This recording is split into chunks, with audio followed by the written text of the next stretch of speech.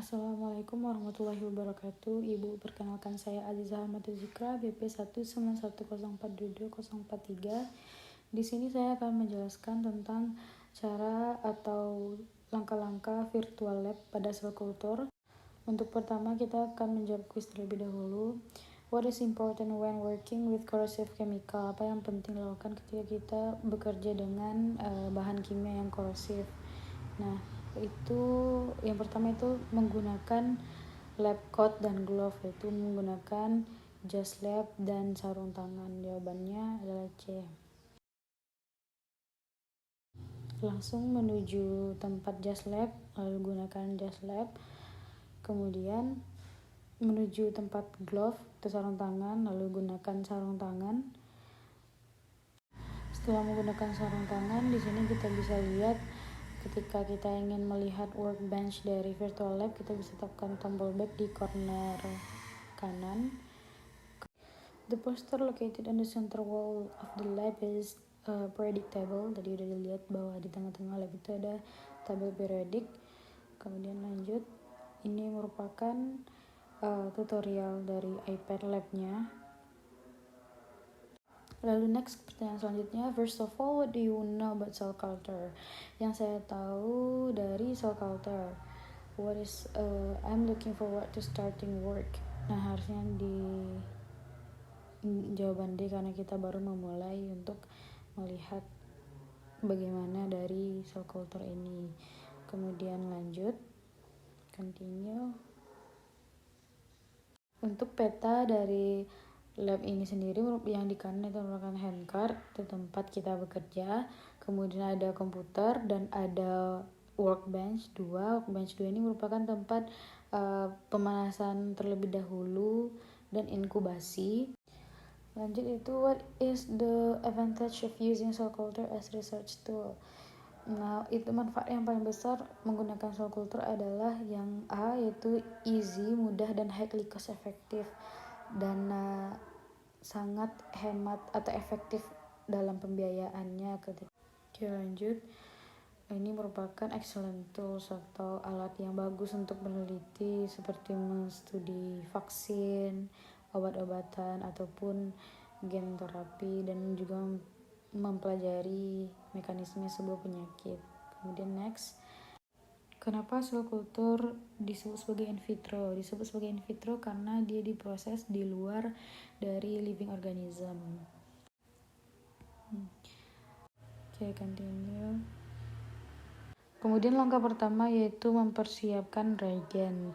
Nah, ketika mengkultur sel, basal kultur medium sangat diperlukan dengan serum untuk sebagai nutrisi dari kultur sel tersebut. Basal medium bisa disimpan di dalam refrigerator untuk menjaga agar tetap awet. Nah, di sini merupakan ada berbagai macam basal kultur medium.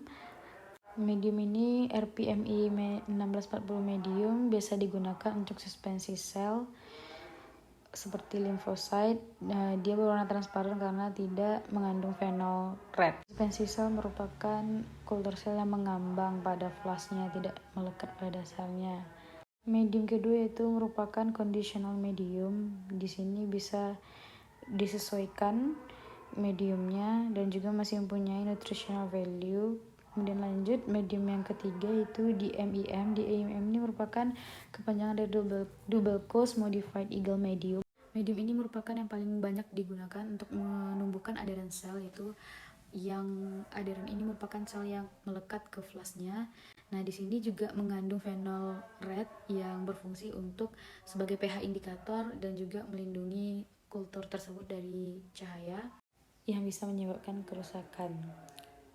Kemudian next, medium yang terakhir yaitu merupakan formulated specifically. Jadi dia diformulasikan spesial untuk pertumbuhan pluripotent stem cell dan menyediakan nutrisi esensial yang akan menjaga potensi pluripotens dari sel itu sendiri. Di sini dia juga mengandung phenol red. Di sini kita akan menggunakan DMEM. Langkah pertama yaitu take to the water bed. Kita pergi ke water bed terlebih dahulu, itu ada di workbench 2. Nah, di sini di pre-warmingkan atau dihangatkan terlebih dahulu pada suhu 37 derajat Celcius. Main komponen dari basal medium adalah semua dari opsi di atas, ada trace elemennya, ada vitamin, dan ada amino acid, karena tiga ini merupakan nutrisi esensial yang harus ada pada basal medium untuk pertumbuhan kultur sel. Kenapa L-glutamin merupakan asam amino yang penting di dalam sel kultur? Jawabannya karena sel itu mendapatkan energinya dari katabolisme L-glutamin. Nah, L-glutamin ini sangat berperan pada siklus Krebs, di mana siklus Krebs ini akan menghasilkan energi yang paling banyak untuk pertumbuhan sel. Jadi dia bisa tetap growing. Apa fungsi dari phenol red? Fungsinya itu mengindikasikan pH dan melindungi dari cahaya.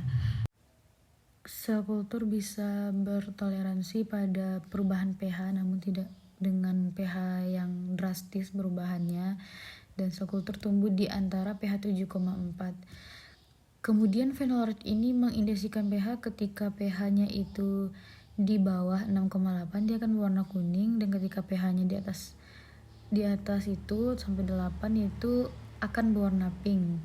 Nah, ini merupakan langkah yang bagus untuk melihat bagaimana phenol red ini sangat membantu untuk menentukan apakah sel kultur tersebut pH-nya masih aman atau tidak. What is condition media useful for? Kegunaan dari condition media ini berguna untuk overcoming difficult growth period, karena di dalam kultur media ini selain menyediakan nutrisi, dia juga ada menyediakan growth factor yang dapat mempercepat atau meningkatkan rate pertumbuhan dari sel kultur. Nah, digunakan ketika rate pertumbuhan dari sel kultur tersebut rendah. Kemudian lanjut continue. What are the optimum condition to store sel kultur media? Nah, itu pada 4 derajat Celcius di dalam gelap. Next. Nah, kita juga membutuhkan serum. Nah, di sini paling banyak digunakan itu PBS itu fetal bovine serum. Yang di dalam serum ini terdapat growth factor dan hormon yang akan meningkatkan pertumbuhan dari sel kultur itu sendiri. Kemudian kita masukkan juga ke water bed untuk menghangatkan. Apa komponen penting dari serum? Komponen pentingnya itu growth factor, karena vitamin, amino acid, dan mineral itu sudah ada pada basal medium. What is the optimum way? Optimum way untuk menyimpan serum itu ada di aliquot dan frozen di minus 20 derajat Celcius. Kenapa kita perlu menghangatkan reagen terlebih dahulu pada suhu 37 derajat Celcius? Nah, ini digunakan untuk menghindari thermal shock ke sel tersebut, karena ketika tidak di water bed maka reagennya itu akan dingin karena dia disimpan di minus 4, jadi perlu dihangatkan untuk menyesuaikan dengan lingkungan dengan sel itu sendiri. Kemudian kita lanjut ke tempat kerja, itu handcart. Nah, yang pertama kita akan belajar dulu tentang aseptik teknik, karena sebelum mengkultur kita harus mensterilkan semua alat-alatnya, dan juga kita dalam mengkultur sel harus terbebas dari kontaminan. Nah, aseptik teknik digunakan itu alkohol 70%. Ketika semua benda yang akan dimasukkan ke dalam airflow hood ini merupakan tempat lingkungan kerja untuk menjaga agar tetap steril dan tidak terjadi kontaminan. Nah, ketika ada sesuatu yang dimasukkan ataupun ke dalam airflow ini harus disemprot dulu dengan alkohol 70%. Nah, seperti medium dan seperti serum tadi. Bagaimana atmosfer di dalam hood airflow tadi? Itu sangat bersih namun tidak absolutely steril, jadi tidak mungkin sangat absolute steril, itu tidak mungkin, namun itu akan sangat clean sekali karena kita menjaga selnya dari kontaminan. Nah, ini merupakan ilustrasi dari airflow. Continue. Dan selanjutnya, how much the size of the airflow hood to be set. Nah, harus di set pada indicated level ketika digunakan pada A. Kemudian lanjut, continue. Apa aturan yang harus dipatuhi ketika bekerja pada airflow? Nah, yang jawabannya adalah never open any item unset the hood, karena itu akan bisa menyebabkan kontaminasi untuk sel kulturnya sehingga kulturnya tidak bisa tumbuh. Kemudian lanjut, kita akan menghindarkan kontaminasi itu, kita melakukan aseptic teknik terlebih dahulu. Nah, itu flash itu disemprot dengan alkohol. Ketika sudah, baru dimasukkan ke dalam airflow hoodnya. Apa karakteristik dari vessel yang didesain untuk kultur adherent cell seperti fibroblast? Nah, karakteristiknya itu permukaannya itu dilapisi secara specially. Ini digunakan untuk mempromot adherent cell untuk bisa melekat pada flask. Nah, lanjut.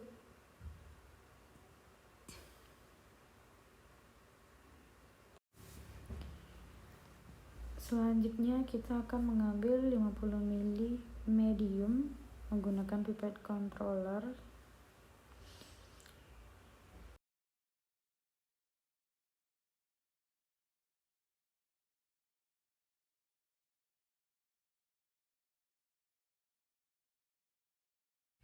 Kemudian buang serological pipette yang mengandung medium tadi ke tong sampah. Lalu ambil lagi serological pipette yang baru. Kemudian ambil serumnya. Lalu serum itu dimasukkan ke dalam medium. Masukkan ke dalam medium.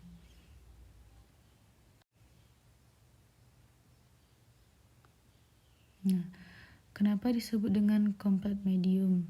Karena di dalam ini telah mengandung semua komponen yang dibutuhkan oleh sel untuk tumbuh. Complete medium itu merupakan gabungan dari serum dengan basal medium, baru disebut dengan complete medium. Apakah complete medium perlu disimpan di minus 20 untuk waktu yang lama? Jawabannya tidak, karena complete medium ini sebaiknya tidak beku karena untuk menjaga komponennya tetap aktif dan cukup disimpan pada 4 derajat Celcius, serta hanya bisa disimpan dalam waktu 2-4 minggu. Apakah kita perlu menambahkan antibiotik? Nah, ini tergantung kebutuhan, karena antibiotik itu mengandung toksikan dan ini juga akan berpengaruh pada sel lain yang kita kultur, karena tidak semua sel lain bisa menggunakan antibiotik. Jadi ketika diperlukan saja menggunakan antibiotik. Nah, juga direkomendasikan untuk melakukan dose respon terlebih dahulu sebelum menggunakan antibiotik. Continue.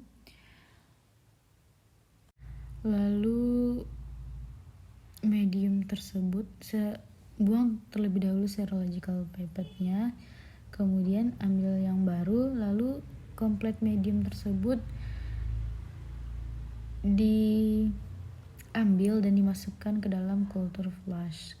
Nah, baru culture flask telah mengandung complete medium, lalu buang lagi pipette-nya. Kemudian continue. Bagaimana kita mencairkan sel? Nah, itu secara cepat pada 37 derajat Celcius di dalam water bath, karena semakin cepat meremove kristal esnya, semakin sedikit pula damage dari sel tersebut.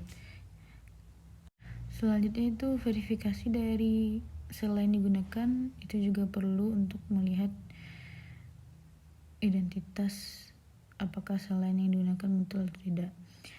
Selanjutnya, vial yang berisi sel setelah dicairkan tadi disemprot terlebih dahulu menggunakan alkohol, lalu diletakkan ke dalam hood, airflow hood. Vial ini mengandung fibroblast cell sudah kita cairkan tadi, lalu ditaruh di dalam hood setelah dilakukan aseptik teknik tadi. Lalu fibroblast itu akan ditanam di flash menggunakan pipet.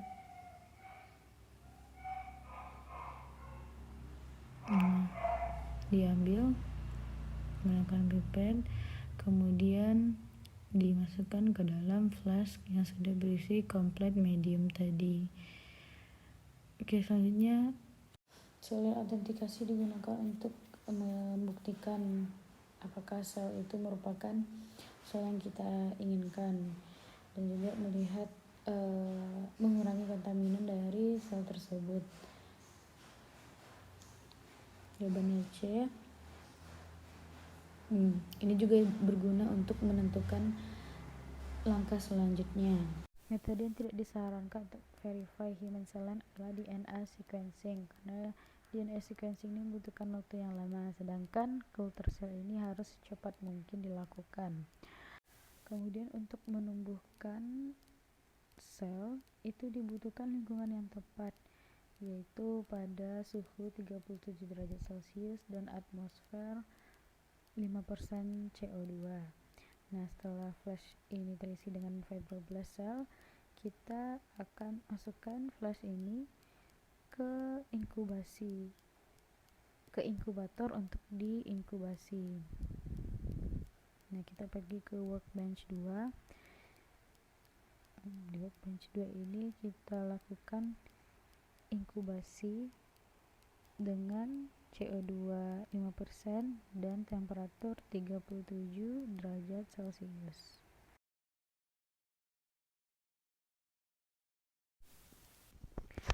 Selanjutnya, apa yang diperlukan pada cell culture environment? Itu semua opsi ini karena media juga diperlukan, komposisi gas yaitu CO2 diperlukan, dan plastik untuk agar kultur.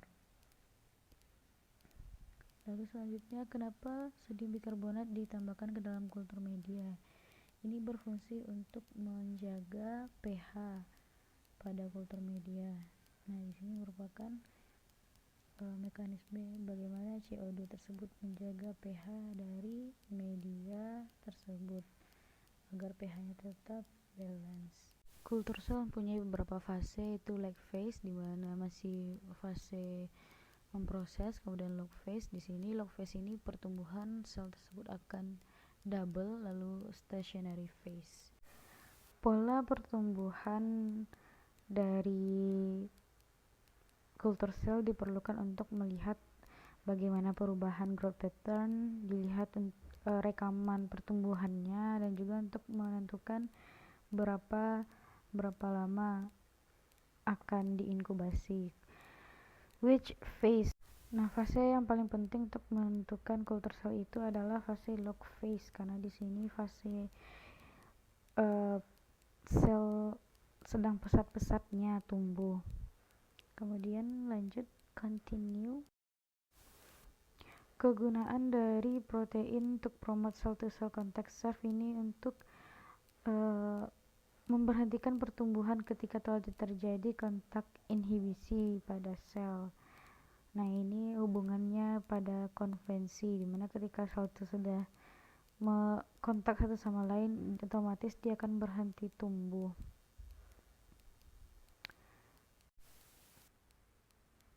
Next. Nah, untuk sel tumbuh ini biasanya kita biarkan selama 4 hari. Nah, lalu di hari ke-5 baru kita ambil flash dari inkubator.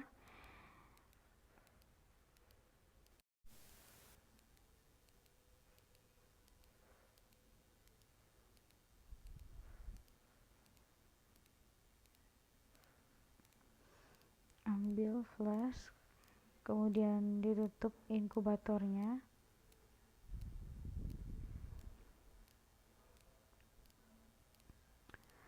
Lalu kita letakkan pada EVOS fluid cell imaging. Nah, di sini melihat konvensi dari sel, kita letakkan di sini di microscope tray Apa itu konferensi? Konferensi adalah rasio area yang telah ditempati sel terhadap jumlah space yang tersedia pada flash. Nah, apakah sel perlu dinutrisi kembali setelah konferensi? Nah, itu tidak, karena menutrisi kembali ini tergantung dari pertumbuhannya. Terkadang ada sel tuh yang butuh dinutrisi kembali, diganti mediumnya sehari sekali ataupun 2 hari sekali, itu tergantung dari sel tersebut. Apa tipe morfologi sel? Yaitu fibroblast like morfologi, di mana terlihat bipolar atau multipolar seperti fibroblast. Nah, di sini apakah sel sudah bisa disubkultur? Itu sudah bisa karena sel sudah mencapai 80% konferensi. Lalu kita kembali ke air flow hood untuk mensubkultur sel fibroblast. Ya, ambil flashnya.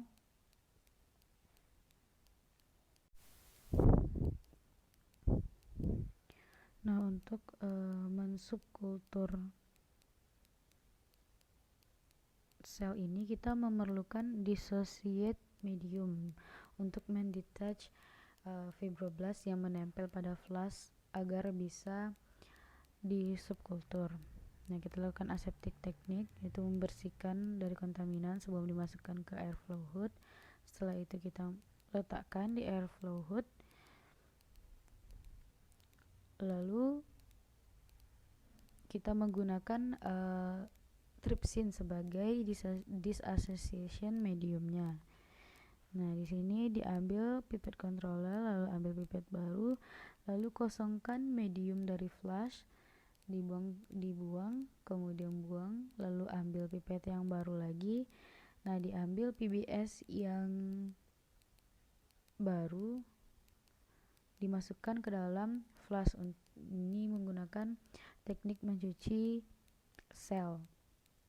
Lalu buang pipetnya, ambil pipet baru lagi, dan kosongkan flash oleh PBS. Lalu buang pipetnya, kemudian ambil pipet baru lagi, baru diambil trypsin dari tube dan ditambahkan ke dalam flash untuk mendetach sel dari flash.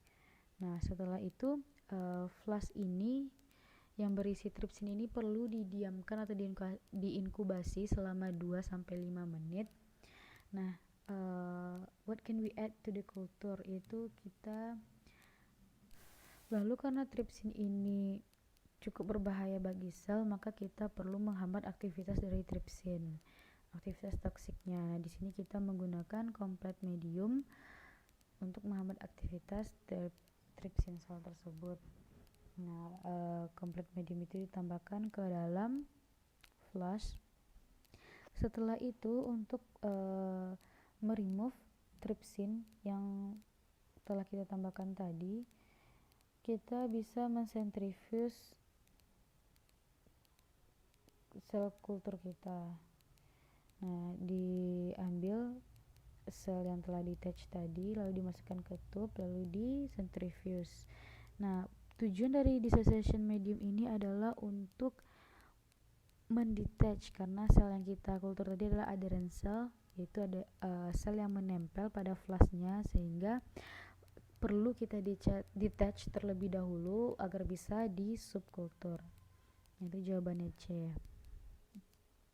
Lalu setelah kita subkultur, kita detach, kita perlu menghitung sel tersebut menggunakan hemasitometer. Nah, di sini pada tabung sentrifuge itu, microcentrifuge tube, kita ambil pipet, lalu ditambahkan trypan blue ke dalam sel. Nah, ditambahkan trypan blue. Trypan blue ini berguna untuk melihat sel yang telah mati dan sel yang telah hidup. Nah, pada sel yang telah mati, trypan blue ini akan bisa masuk ke dalam sel tersebut, sehingga nanti selnya akan berwarna gelap ketika dilihat dengan hemasitometer. Jadi bisa dilihat. Lalu ditambahkan final cell mix tadi yang telah tercampur, itu kita tambahkan ke slide counter slide. Nah, ini yang kuning ini merupakan counter slide. Lalu counter slide ini kita masukkan ke mesin automated cell counter. Di sini merupakan penghitungan sel otomatis. Nah, lanjut. Non-viable cell adalah sel yang berwarna gelap, dark cell. Nah, itu merupakan efek dari tripan blue tadi, di mana sel yang tidak hidup tadi akan mengisi tripan blue sehingga terlihat gelap. Diisi oleh tripan blue sehingga akan terlihat gelap. Nah, di sini terlihat berapa jumlahnya. Yang paling penting dalam growing animal cell itu adalah yang B, yaitu menggunakan continuous vigilance to guard against the contaminant. Jadi untuk menjaga kontaminannya. Cara paling mudah ketika kita menemukan kontaminan pada kultur itu adalah mendiscard cell dan menthaw a frozen vial of fresh cell. Jadi digunakan vial baru pada sel. Itu adalah merupakan cara paling cepat untuk remove kontaminan. Cross contamination ini merupakan ketika hasil sel kultur itu menghasilkan sel lain yang berbagai macam, padahal harusnya itu hanya single cell line saja. Langkah selanjutnya adalah kita perlu menjaga stok sel kultur yang telah kita lakukan. Nah, ini dengan cara cryoprotective, yaitu memfreezing sel. Nah, di sini kita membutuhkan cryoprotective agent, yaitu 10% DMSO. Nah, kita ambil DMSO menggunakan pipet.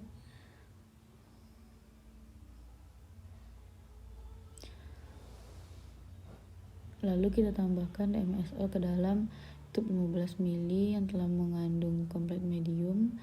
Lalu buang pipetnya dan ambil yang baru. Yang paling penting dalam cryopreserve animal cell adalah semuanya, karena cryopreserve digunakan untuk stok, bisa juga digunakan untuk mengulang hasil ketika kita tidak kurang puas dengan hasilnya.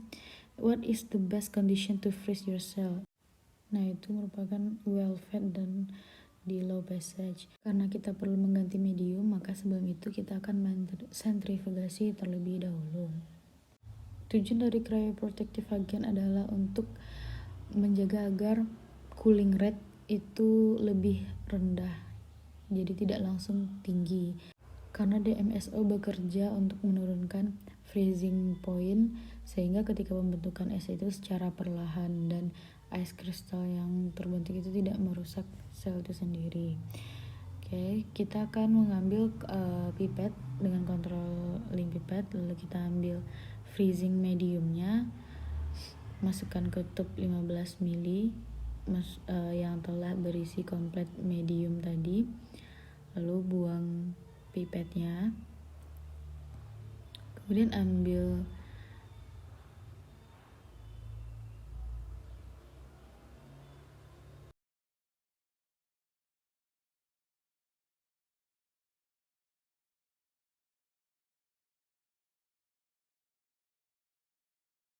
lalu kita akan mengambil resuspense cell menggunakan pipet. Nah, pipet ini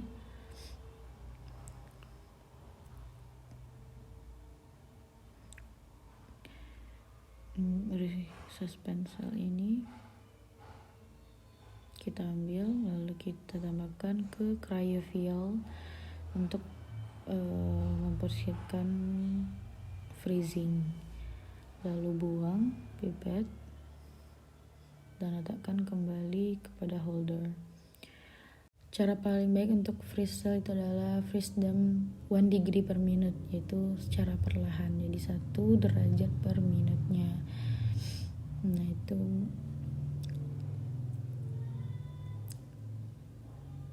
kemudian reaksi yang kita gunakan ketika sebelum menggunakan liquid nitrogen tank itu adalah all of this option. Semuanya itu kita butuhkan untuk proteksi dari liquid nitrogen tank yang bisa membakar kulit. Lalu kita akan menjawab beberapa pertanyaan. Apa main advantage dari cultural cell? Keuntungan yang utamanya yaitu karena kultur sel ini akan mempertahankan fungsinya walaupun dia ditumbuhkan secara in vitro. Nah, ini merupakan hal yang sangat mendukung untuk para peneliti karena bisa sangat memudahkan. Kemudian selanjutnya yaitu the best way to thaw atau freeze cell itu quick. Untuk thaw itu quick dan untuk freeze itu slow. Baiklah, sekian cara atau langkah-langkah dalam mengkultur sel pada virtual kultur sel basic pada hari ini. Saya mohon maaf atas semua kesalahan. Assalamualaikum warahmatullahi wabarakatuh.